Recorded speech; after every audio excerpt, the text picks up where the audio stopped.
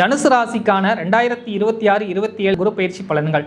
உங்களுடைய ராசியாதிபதி லக்னத்திற்கு ராசிக்கு 8ஆம் இடத்துல உச்சமாகக்கூடிய அமைப்புகள்ல இருக்கு. பொதுவாக ராசிக்கு 8ஆம் இடத்துல குரு மறைகிறாரு அப்படின்றத விட ராசியாதிபதி உச்சமாகக்கூடிய அமைப்புகள்ல இருக்காரு.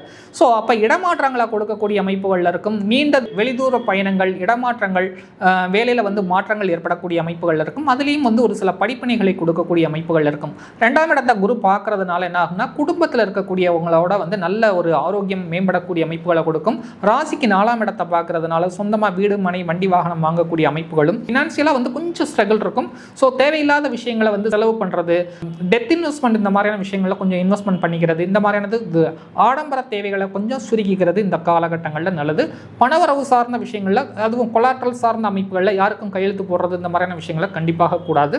அதே மாதிரி கடன் வாங்கி கடன் அடைக்கிறதும், கடன் வாங்கி வாழ்க்கையை ஓட்டுறதும் கொஞ்சம் கேர்ஃபுல்லாக பார்த்துக்கிறது நல்லது. ஆடம்பர விஷயங்களுக்கு கேர் எடுத்து பார்த்துக்கிறது நல்லது. ஜாதகத்தில் நல்ல யோக திசைகள் போய்கிட்டு இருந்துச்சுன்னா பெரிய அளவுக்கு கவலைப்பட தேவையில்லை.